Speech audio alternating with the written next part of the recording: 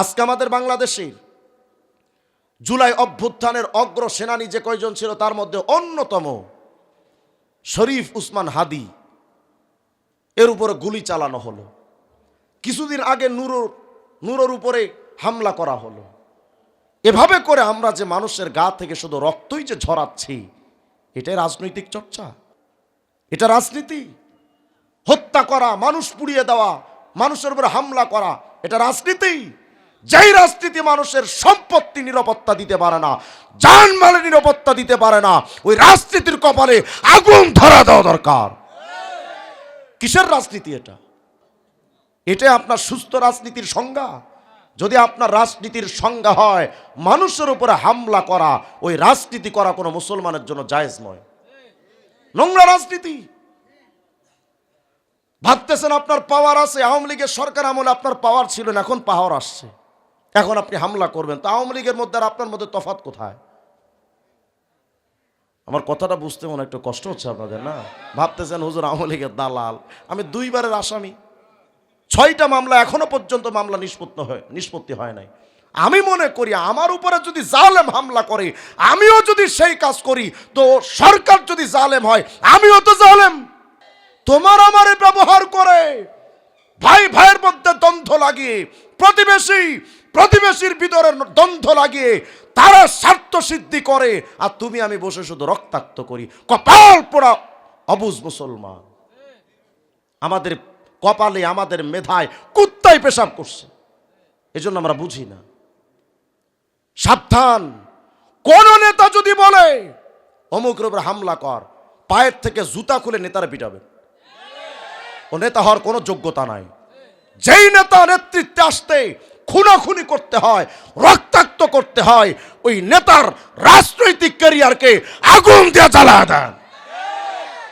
কিসের নেতা ওটা? পশু পাখির কিয়ামতের নামাজ রোজা হজ যাকাতের হিসাব নাই, কিন্তু জুলুমের হিসাব আছে। জুলুম এত মারাত্মক অপরাধ, যে অপরাধ পশু পাখিরও ছাড় নাই। আর আপনি আশরাফুল মাখলুকাত হয়ে ভাই ভাইয়ের উপর হামলা করেন, তোমার নেতারা খুশি করতে চাও। যারাই হামলা করছে হাদির উপরে, নূরের উপরে হামলা করে, আপনাদের এলাকায় তো অনেক হামলা হয়। নির্বাচন আসলে দেখবেন মারামারি আর কাটাকাটি কত হামলা হবে, শুধু নেতারে খুশি করার জন্য। কথা বলেন। মনে রেখো মুমিন, শক্তিশালীদের সাথে থাকে তার টাকা আর ক্ষমতা, কিন্তু দুর্বলদের সাথে থাকেন স্বয়ং আমার আল্লাহ। আল্লাহ আছেন তাদের সাথে। তুমি যে তোমার নেতারা খুশি করার জন্য ভাই ভাইয়ের উপরে হামলা করলা, এই আলোচনাটা এই জন্যই করতেছি, আগামী নির্বাচন আসতেছে, তো আপনাদের একটু ঠান্ডা করা দরকার। আমরা তো ভুল পথে হাঁটতেছি, আমাদের হাঁটার পথটা সহি নয়, এটা বিশুদ্ধ পথ নয়। এটা একজন ইমানদারের সম্মান কাবার চাইতে দামি। শুধু তাই নয়, একজন ইমানদারের সম্পদের দাম। আল্লাহর নবী বলেন, ও কাবা, লা হুরমাতুল মুমিনি আযমু ইনদাল্লাহ হুরমাতুম মিনকি মালুহু ওয়া দামুহু। একজন ইমানদারের সম্পত্তির দাম কাবার চাইতে বেশি। আরো জোরে কন। একজন ইমানদারের সম্পত্তির দাম কাবার চাইতে কম না বেশি? যদি তাই হয়, কার এমন ক্ষমতা আছে যে কাবা শরীফটারে ভাঙবে? এমন ক্ষমতাটা আছে কার? কেউ যদি, কাউকে সুযোগও যদি দেওয়া হয়, সৌদি সরকার যদি কয় তুই কাবারে ভাঙ, মনে করেন প্রয়োজনে যদি কাবাকে ভাঙতে বলে, ভাঙা দরকার, তাও কি কেউ ভাঙবে? কেন? কাবা আমার আপনার কাছে অনেক দামি এক সম্পদ। আল্লাহর নবী বলেন, উম্মত রে, ওই কাবার যত দাম, ওই কাবার ইটের যত দাম, আমার উম্মতের সম্পত্তির দাম কাবার ইটের চাইতে বেশি। যদি তাই হয়, নির্বাচনের আগে দেখবেন নেতারা স্লোগান দিবে, আমার নেতারা কিছু হলে জ্বলবে আগুন ঘরে ঘরে। কত ঘরগুলো তোর বাপে বানায় রাখছে, হারামি, জুতা দিয়ে পিটাবেন এগুলোরে। শেখ হাসিনা সরকার বাংলাদেশ থেকে যখন চলে গেল, একটা অভিজ্ঞতার কথা কই। আমি তো শেখ হাসিনার আমলে একেবারে অহেতুক কোনো কারণ ছাড়া 2বার কারাগারে গেছি। 2019 সালে একবার নিয়ে 2 দিন গুম করে রাখছে। আমি কোথায় ছিলাম আমি নিজেও জানি না। কিছুক্ষণ পর পর শুধু আল্লাহকে বলতাম, আল্লাহ ওখানে রাত কখন হয় দিন কখন হয় এটাও বুঝি না। আল্লাহরে বলতাম, আল্লাহ সম্ভবত এখন ফজরের সময়, তো ঠিক আছে আল্লাহ এভাবেই কবুল করে নিন, আল্লাহু আকবার। এভাবে নামাজ আদায় করছে। ঘুমানোর জন্য হারামির একটা বালিশও দেয় নাই, পানির বোতল মাথায় দিয়ে ঘুমিয়েছে। আরেকবার নিয়ে গেল আমার 21 সালে, মামলা দিল ককটেল বিস্ফোরণ মামলা। বাইতুল মোকাররমের সামনে নাকি ককটেল মারছে। শয়তানও বিশ্বাস করে এটা। 2.5 মাস থাকলাম কারাগারে। তাহলে আমি একটা জিনিস আপনাদের বোঝাতে চাচ্ছি, শেখ হাসিনা সরকারের প্রতি আমার যে রাগ আপনার থেকে কম না বেশি? বেশি। আমি আমার ওই রাগের জায়গা থেকেও আপনাদের কাছে একটা প্রশ্ন করতে চাই। আমার ভেতরে এত রাগ, এরপরও আমি এইটা কোশ্চিন কালো সাপোর্ট করব না যে আওয়ামী লীগের কোনো নেতাকর্মী বা কোনো সাধারণ সাপোর্টার যারা তাদের দোকানটা আপনি আগুন দিয়া জ্বালায় দেন, এটা আমিও সাপোর্ট করব না। আমি করি না এটা সাপোর্ট। কেন পোড়ালেন? তার ঘরটা দোকানটা যে আগুন দিয়ে পোড়ালেন, শুধু ক্ষতিটা তো তার হলো না, এই দোকানের ওসিলাই তার অসুস্থ বাবা মার 2টো ঔষধ জুটত। এই দোকান থেকে তার মাসুম বাচ্চার মুখের আহার জুটত। কেন পুড়ায় দিলেন? কে অধিকার দিয়েছে আপনাকে? এটা রাজনীতি? হত্যা করা, মানুষ পুড়িয়ে দেওয়া, মানুষের উপরে হামলা করা, এটা রাজনীতি? যেই রাজনীতি মানুষের সম্পত্তি নিরাপত্তা দিতে পারে না, জানমালের নিরাপত্তা দিতে পারে না, ওই রাজনীতির কপালে আগুন ধরা দেওয়া দরকার। কিসের রাজনীতি এটা? আজকে আমাদের বাংলাদেশে জুলাই অভ্যুত্থানের অগ্র সেনানী যে কয়জন ছিল তার মধ্যে অন্যতম শরীফ উসমান হাদি, এর উপরে গুলি চালানো হলো। কিছুদিন আগে নূরের উপরে হামলা করা হলো। এভাবে করে আমরা যে মানুষের গা থেকে শুধু রক্তই যে ঝরাচ্ছি, এটাই রাজনৈতিক চর্চা? এটাই আপনার সুস্থ রাজনীতির সংজ্ঞা? যদি আপনার রাজনীতির সংজ্ঞা হয় মানুষের উপরে হামলা করা, ওই রাজনীতি করা কোনো মুসলমানের জন্য জায়েজ নয়, নোংরা রাজনীতি। ভাবতেছেন আপনার পাওয়ার আছে, আওয়ামী লীগের সরকার আমলে আপনার পাওয়ার ছিল না, এখন পাওয়ার আসছে, এখন আপনি হামলা করবেন। তো আওয়ামী লীগের মধ্যে আর আপনার মধ্যে তফাৎ কোথায়? আমার কথাটা বুঝতে মনে একটু কষ্ট হচ্ছে আপনাদের, না? ভাবতেছেন হুজুর আওয়ামী লীগের দালাল। আমি 2বারের আসামি, 6টা মামলা, এখনো পর্যন্ত মামলা নিষ্পত্তি হয় নাই। আমি মনে করি আমার উপরে যদি জালেম হামলা করে, আমিও যদি সেই কাজ করি, তো সরকার যদি জালেম হয় আমিও তো জালেম। পার্থক্যটা থাকলো কোথায়? হামলাটা যে করেন, একটা হাদিস শোনায় আপনাদের।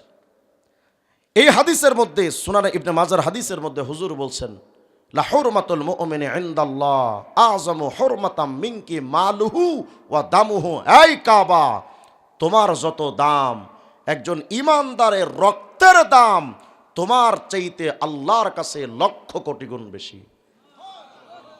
তাহলে ঈমানদারের রক্তের দাম কাবার চাইতে কম না বেশি? আপনি যে হামলা করে রক্তাক্ত করলেন। ইমামে কুরতুবী রহমতুল্লাহ তাফসিরে কুরতুবীর মধ্যে ঘটনা আনছেন, খণ্ড 15 307 নম্বর পৃষ্ঠায়।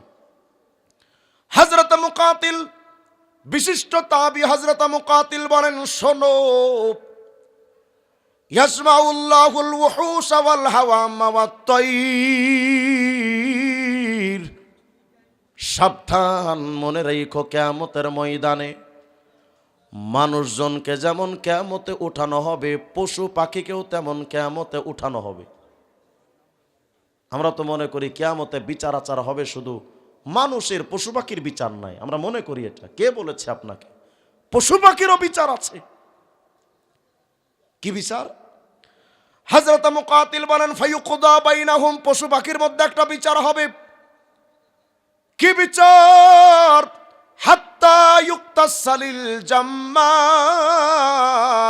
মিনাল করনা। সিংওয়ালা, শক্তিশালী, পাওয়ারওয়ালা, ক্ষমতাশীল পশুরে আল্লাহ কিয়ামতে বলবেন, এই দাঁড়া।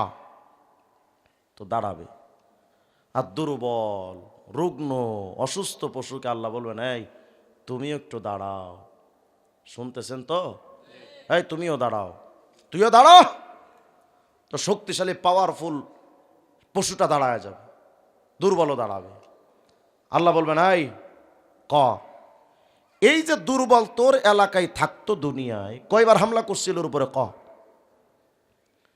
শক্তিশালী পশু কইব, আল্লাহ তুমি কি কও, জীবনের দিকে ফিরেও তাকায় না, মারলাম কখন। দুর্বলটা কইব, আল্লাহ ও ঠাড়া বড়া মিথ্যা কয়, 333টা গুতা মারছে আমারে দুনিয়ায়। আল্লাহ বলবেন, এই দুর্বল, দুনিয়াতে তোর উপরে হামলাকারী যেমন শক্তিশালী ছিল, তুইও আজকে তেমন শক্তিশালী হয়ে যা। সুবহানাল্লাহ বলেন। আর শক্তিশালী রে, ওই দুর্বলের মতো তুই আজকে দুর্বল হয়ে যা। একেবারে পুরা উল্টা। আল্লাহ বলবেন, এই দুনিয়াতে 333 বার যে হামলা করেছিল তোমার উপরে, তুমি যে কায়দায় হামলা করেছিল ওই কায়দায় আজকে ওরে হামলা করো। এটা হলো পশু পাখির বিচার। পশু পাখির কিয়ামতে নামাজ, রোজা, হজ, যাকাতের হিসাব নাই, কিন্তু জুলুমের হিসাব আছে। জুলুম এত মারাত্মক অপরাধ, যে অপরাধ পশু পাখিরও ছাড় নাই। আর আপনি আশরাফুল মাখলুকাত হয়ে ভাই ভাইয়ের উপরে হামলা করেন, তোমার নেতারা খুশি করতে চাও। যারাই হামলা করছে হাদির উপরে, নুরুর উপরে হামলা করে, আপনাদের এলাকায় তো অনেক হামলা হয়। নির্বাচন আসলে দেখবেন মারামারি আর কাটাকাটি কত হামলা হবে, শুধু নেতারে খুশি করার জন্য। কথা কয় মনে রেখো মুমিন, শক্তিশালীদের সাথে থাকে তার টাকা আর ক্ষমতা, কিন্তু দুর্বলদের সাথে থাকেন স্বয়ং আমার আল্লাহ। আল্লাহ আছেন তাদের সাথে। তুমি যে তোমার নেতারা খুশি করার জন্য ভাই ভাইয়ের উপরে হামলা করলা, এই আলোচনাটা এই জন্যই করতেছি, আগামী নির্বাচন আসতেছে তো আপনাদের একটু ঠান্ডা করা দরকার। আমরা তো ভুল পথে হাঁটতেছি, আমাদের হাঁটার পথটা সহি নয়, এটা বিশুদ্ধ পথ নয়। এটা ভাই ভাইয়ের উপরে হামলা করবেন কেন? নেতারে খুশি করার জন্য।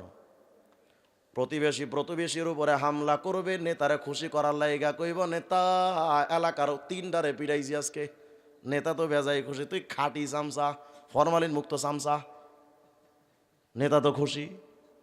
কিন্তু বন্ধু, যেই নেতার যেই প্রতিবেশীর উপরে, ভাইয়ের উপরে তুমি হামলা করেছ, আল্লাহর কসম দিয়া বললেও হয়তো হানেস হব না।